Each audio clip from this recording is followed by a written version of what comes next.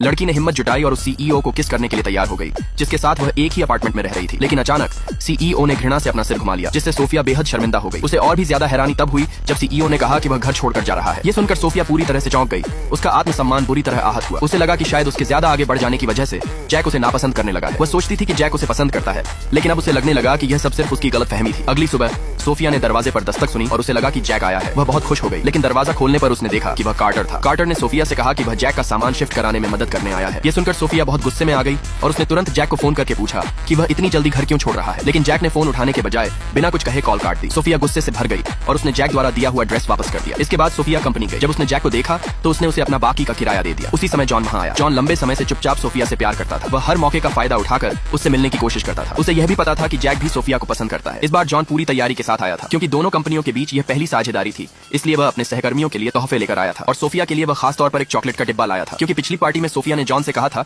कि उसे चॉकलेट बहुत पसंद है। इसलिए जॉन ने उस पार्टी के शेफ को ढूंढकर खास उसके लिए चॉकलेट बनवाई थी। जॉन जो तोहफे लाया था उनमें से एक भी जैक के लिए नहीं था। जैक तुरंत समझ गया कि जॉन उसे अपना प्यार का प्रतिद्वंदी मान चुका है, क्योंकि दोनों कंपनियां साथ काम करने वाली थी। इसलिए जैक को अपनी कंपनी से एक प्रतिनिधि भेजना था जो जॉन की कंपनी से संपर्क बनाए रखे। जॉन ने सुझाव दिया कि सोफिया को ही प्रतिनिधि बनाया जाए। जैक समझ गया कि जॉन क्या करना चाहता है, फिर भी उसने यह प्रस्ताव मान लिया। आखिरकार सोफिया ही जॉन को सबसे अच्छे से जानती थी।